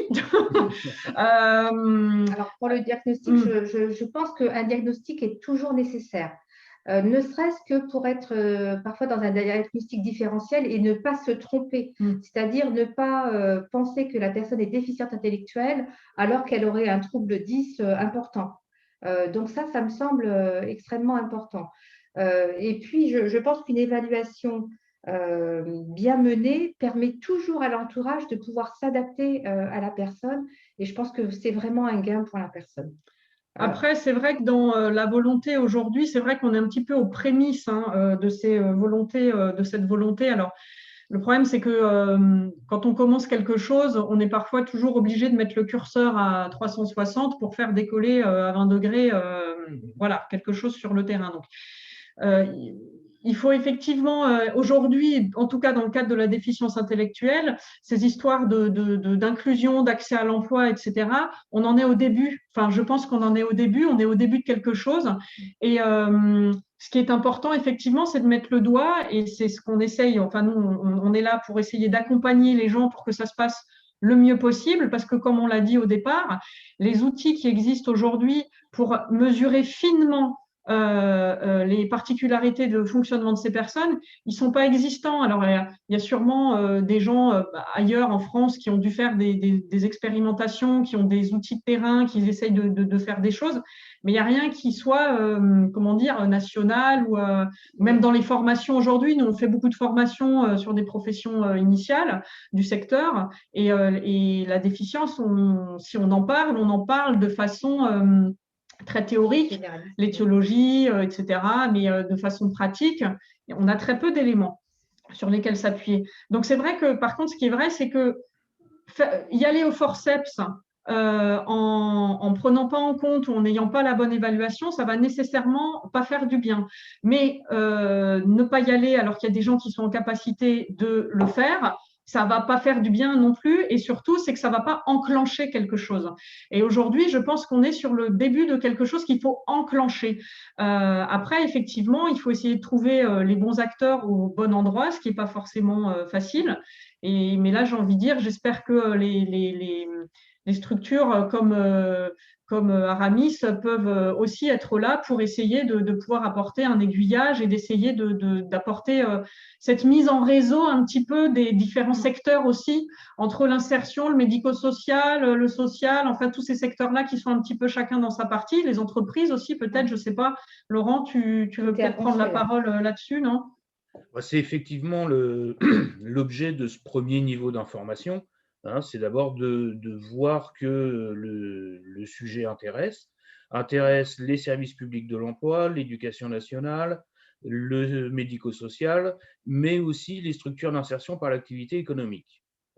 Donc là, concrètement, pour quasi une première fois, l'ensemble de ces acteurs normands sont réunis sur un même thème.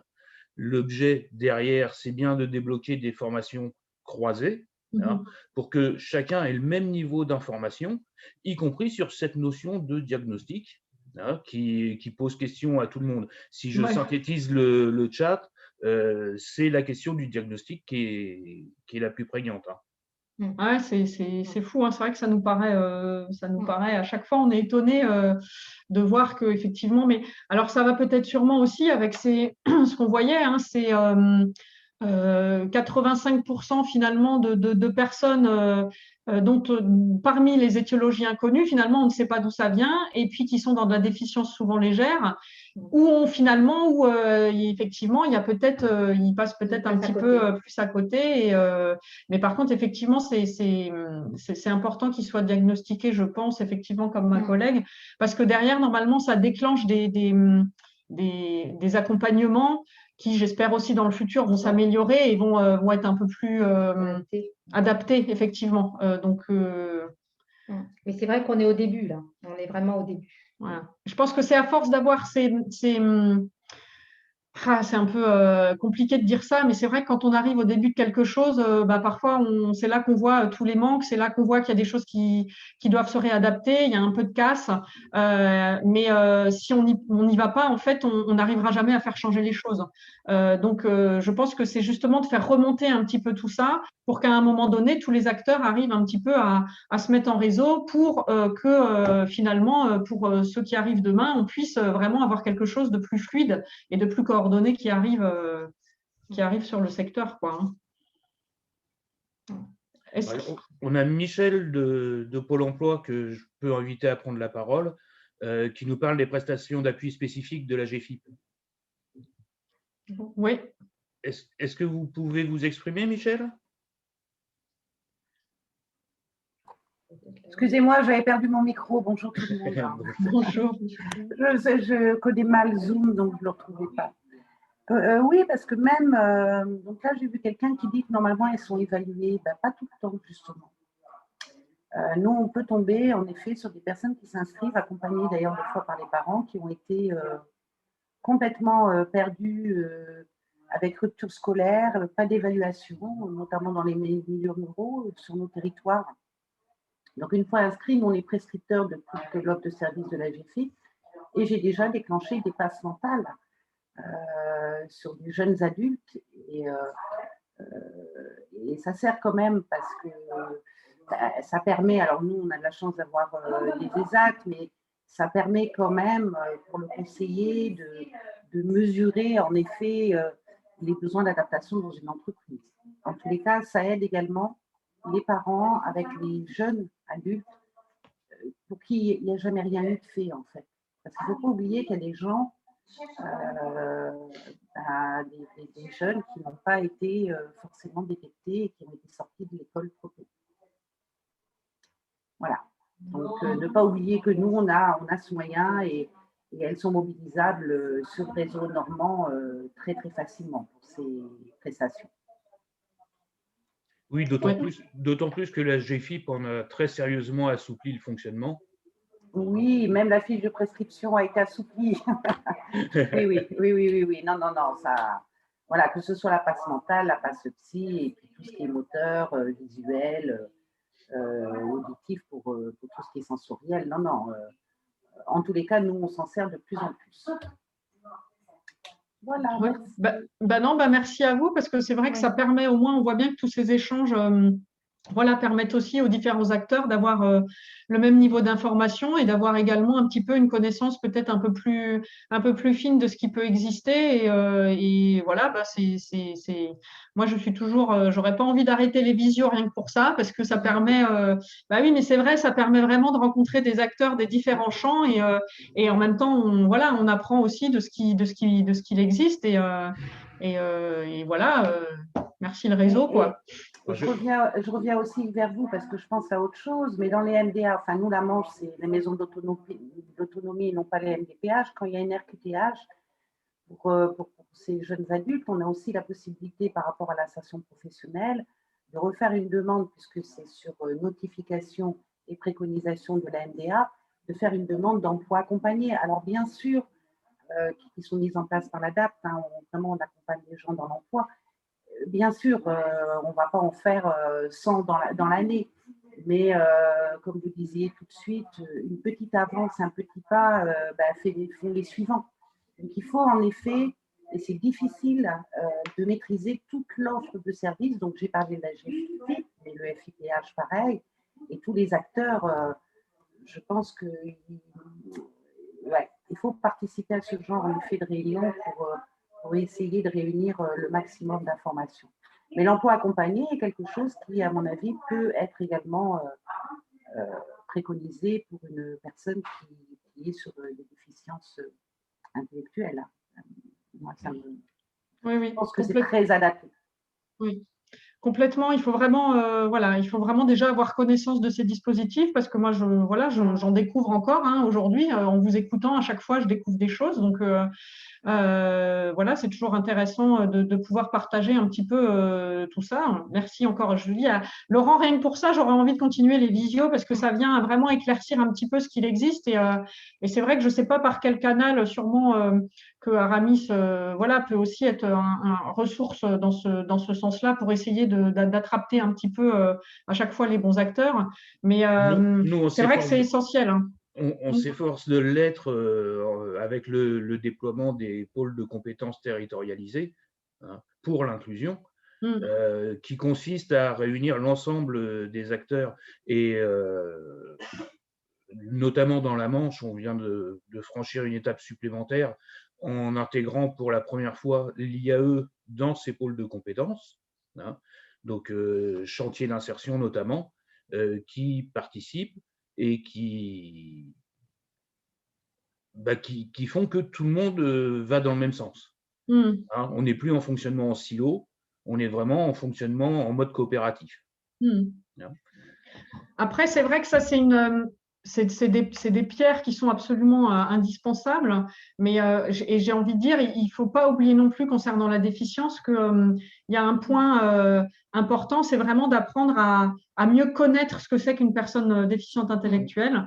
Et là, vraiment, parce qu'on en a des représentations, voilà, je vous dis, on imagine que, on mesure que, voilà, dans les interventions qu'on peut faire, on se rend bien compte que la représentation, elle est souvent biaisée, elle est parfois assez imparfaite, et il faut vraiment finalement se professionnaliser. Mais nous, on est à l'aise avec ça parce que nous-mêmes, en tant que professionnels de terrain, moi, les premières évaluations que j'ai pu faire dans ma vie professionnelle, elles étaient clairement pas à la hauteur parce que voilà, finalement, je n'avais pas une bonne connaissance de ce public. Et il m'a fallu 10 ans avec des recherches même personnelles dans nos vies privées, à décortiquer voilà, des vidéos, à les analyser et à essayer de comprendre finalement ce public pour en avoir une bonne représentation. Donc, c'est vrai que c'est tout aussi important, effectivement, de vraiment bien connaître et d'avoir une bonne connaissance si on veut les accompagner vraiment de façon efficiente. Et c'est vrai que dans les formations initiales, il y a très peu de cours qui s'adressent vraiment, qui abordent le sujet de la déficience intellectuelle. Moi-même, qui suis psychologue et qui rencontre beaucoup de stagiaires psy, par exemple, sur la déficience intellectuelle, sur un parcours de 5 ans, s'il y a 5 heures sur la déficience intellectuelle, c'est déjà beaucoup, hein. Donc, c'est vraiment, voilà, il y a vraiment un gros boulot à faire, même ne serait-ce que de formation. Ouais. Donc bon, tous ensemble, on va y arriver, mais effectivement, il va falloir se mettre en réseau et puis voilà, et puis il n'y a pas de raison qu'on n'y arrive pas. Je ne sais pas s'il y avait d'autres.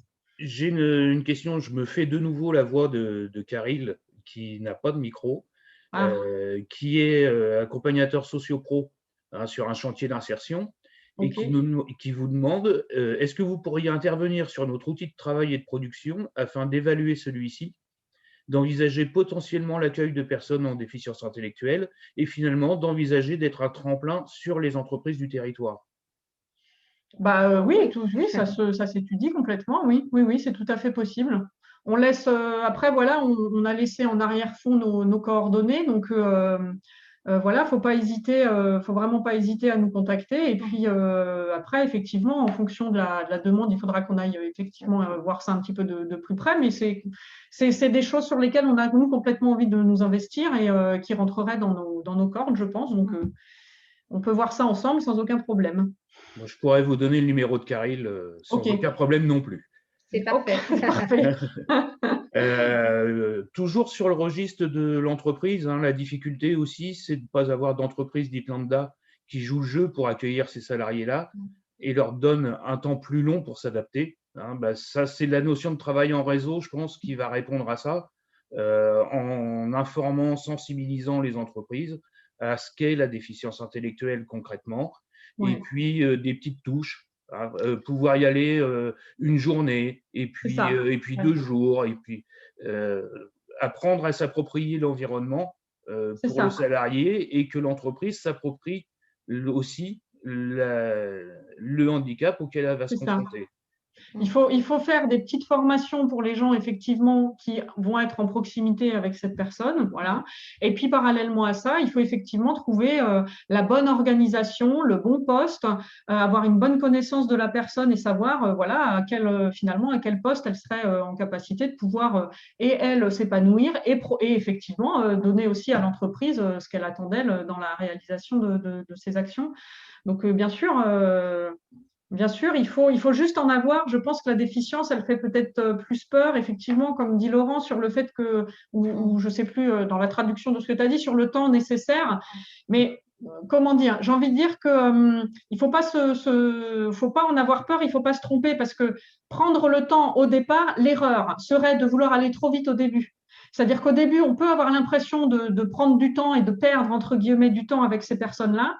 Mais si on ne le fait pas au départ, finalement, on va se rendre compte à l'arrivée, en prenant pas le temps de bien étudier les choses et de bien les mettre en perspective, on va se rendre compte que finalement, ça va pas marcher et tout le monde sera en échec. Alors que prendre le temps au départ, c'est en gagner pour la suite. C'est ça qu'il faut se dire. C'est-à-dire qu'une fois que les choses sont en place, elles sont en place.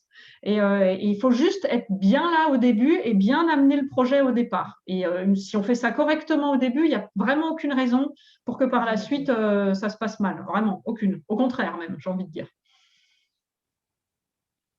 On a quelqu'un qui souhaite intervenir? Oui. Ah, on n'entend pas. Peut-être le micro, il doit y avoir… Vous avez une… Ah.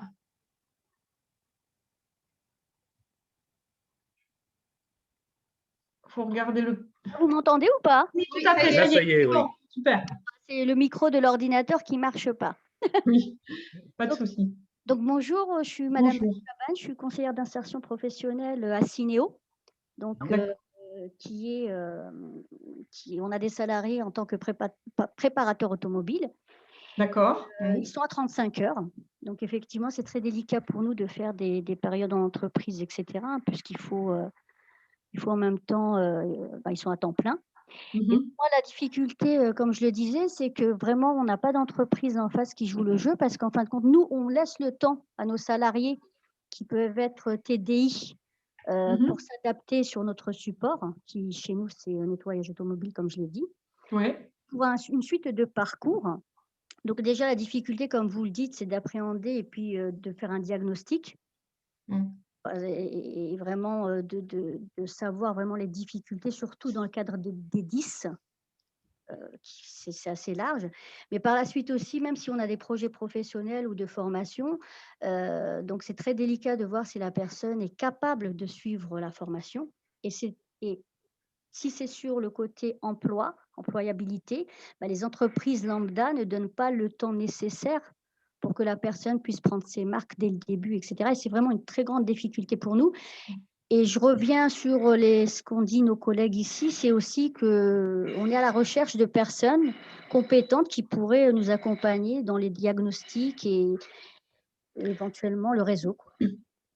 Alors, concernant le réseau, je pense que vous avez un interlocuteur de choix avec Laurent Barraud. Alors, nous, en fait, le diagnostic, il faut quand même savoir que quand on parle de diagnostic, on est vraiment sur quelque chose de médical, c'est-à-dire que c'est le diagnostic de déficience intellectuelle ne peut être établi que par un médecin. Un psychologue qui va faire un test de QI de toute façon. Voilà. Donc, le diagnostic, il va juste vous dire que la personne est déficiente intellectuelle. Ça ne va pas vous apporter, c'est important pour que la personne puisse avoir un parcours derrière, etc., et puisse être dans les bonnes rails, si je puis dire, mais ça ne va pas vous apporter d'éléments sur la façon dont elle fonctionne. C'est ce qu'on dit, c'est là que le bas blesse un peu.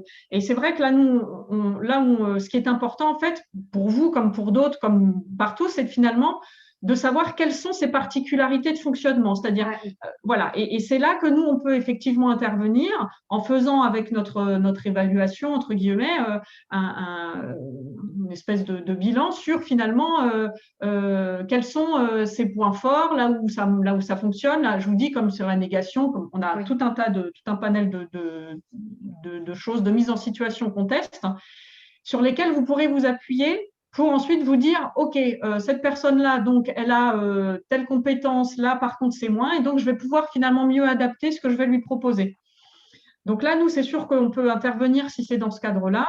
Après, c'est sûr que sur toute la partie où, quand ça concerne le fait que les acteurs, effectivement, sont réticents derrière, alors c'est… Voilà, je pense que c'est aussi par… méconnaissance aussi parfois. Mais après, c'est aussi à nous de faire tout ce travail, d'aller voir les entreprises et de leur expliquer que c'est possible. Là, c'est le bâton de pèlerin.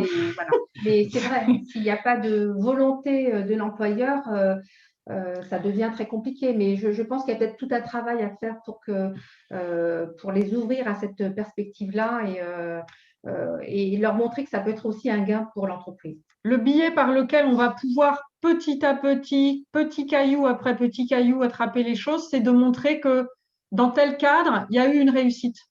Regardez, tac, ça a marché et nous, on en est content. Et après, c'est petit à petit, peut-être du bouche à oreille. Petit à petit, ils vont s'apercevoir que peut-être c'est possible.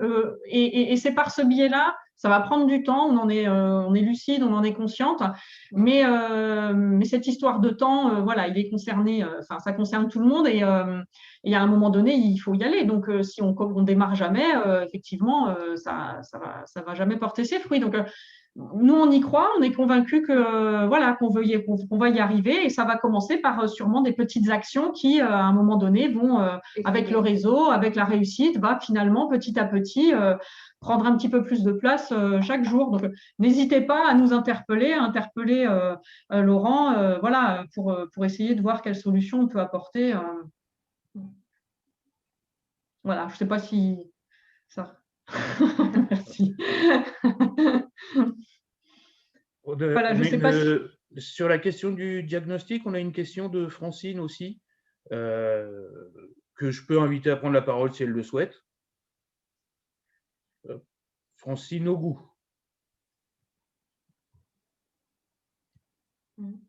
Non. Qui nous dit hein, le souci est surtout pour les personnes qui ont une déficience intellectuelle légère, en rupture scolaire avec des difficultés d'insertion en entreprise, mais pas diagnostiquées. Comment les amener à consulter et vers qui les orienter?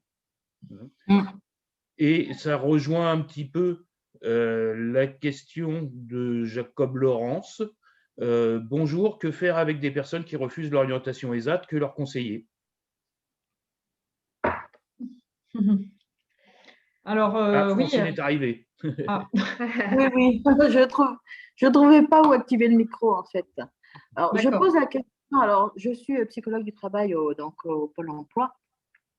Et c'est vrai que je reçois des personnes et je me rends bien compte, quand je leur fais travailler le projet professionnel, qu'il y a des difficultés de compréhension. Donc, et ces difficultés, ils rencontrent même des difficultés de compréhension en entreprise. Donc, et évidemment, ils ne sont pas gardés. Donc, déjà, comment les amener à consulter pour qu'un diagnostic soit posé et suite au diagnostic, vers qui les orienter, quoi. Je pense qu'il faut vraiment aborder la difficulté avec la personne elle-même. Souvent, les personnes, elles expriment elles-mêmes leurs difficultés. Donc, se saisir de ces petites plaintes pour dire que peut-être qu'un diagnostic pourrait les aider à les accompagner. Je pense qu'il faut, parfois on n'ose pas, mais je pense qu'il faut vraiment aller vers cet échange-là. Et je pense que peut-être même la personne pourrait être soulagée que quelqu'un constate effectivement que sa difficulté et sa souffrance, elle est entendue et qu'on peut peut-être essayer de trouver une voie qui puisse la rassurer, la soulager un petit peu. Je pense que parfois on n'ose pas et je pense qu'il faudrait essayer d'aborder vraiment le sujet. Ensuite, pour un diagnostic, il n'y a qu'un psychologue qui peut faire ce diagnostic de déficience intellectuelle, hein, en faisant passer un QI/ACAD. Mais c'est pour ça, excusez-moi, j'interviens. Hein, en tant que Pôle emploi, on est prescripteur des PASS. Hein, il ne faut pas hésiter à leur proposer d'abord pour travailler. Oui, mais ça, c'est des personnes qui ont une reconnaissance TH déjà. Une personne qui n'a pas de reconnaissance TH, on ne peut pas l'orienter vers une PASS. Non, mais on peut demander l'évaluation par handicap et emploi. Donc, on ne passe pas, du coup, nous, en tant que prescripteurs, mais on peut faire intervenir dans le cadre d'un parcours sans couture, hein, comme on dit. On peut faire intervenir, en effet, une personne d'handicap et emploi qui va également parfois prendre contact avec l'ancienne entreprise, puisqu'il y a un échange là-dessus, pourquoi vous ne l'avez pas gardé, enfin, je simplifie les choses. On a des portes de sortie, ce n'est pas forcément facile de déclencher, mais comme dit nos interlocutrices et nos accueillants, il faut y aller, il faut proposer en tous les cas. Ah oui, non, mais moi, la problématique ne se situe pas à ce niveau-là. Je veux dire, je peux en discuter avec la personne, mais après, voilà, qu'est-ce que derrière je lui propose? Je ne peux pas la laisser partir sans lui avoir donné des éléments pour qu'elle puisse justement, vers qui, en fait, elle peut se diriger.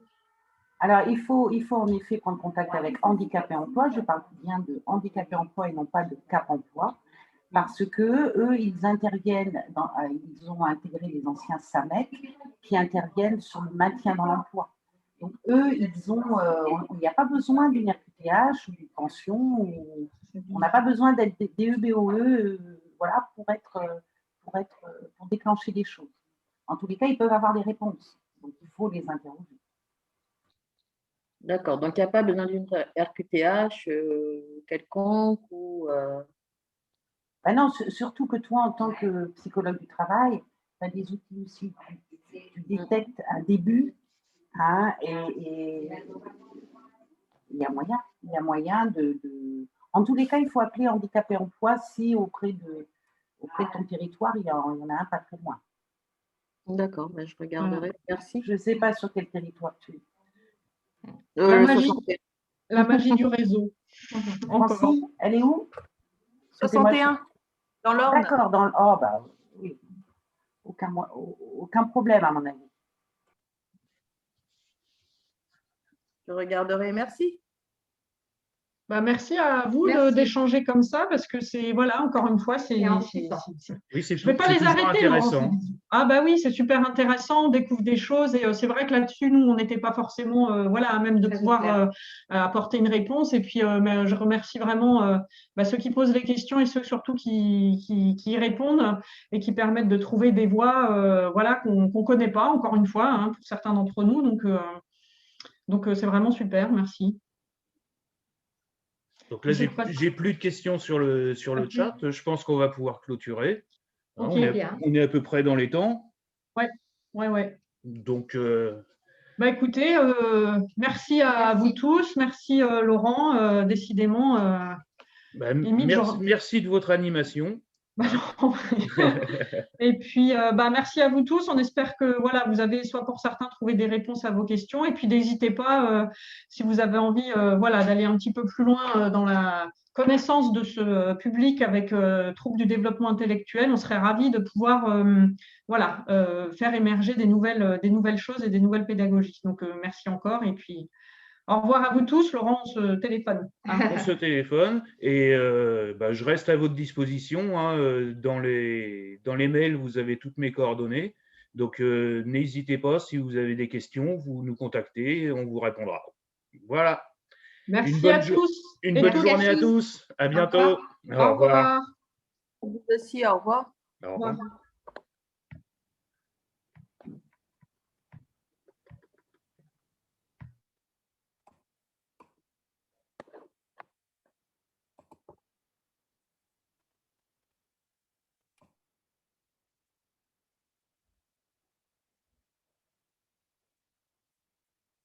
Oh, Olivier Goubert. Très bonne intervention, riche et adaptée. Merci beaucoup. Merci Olivier.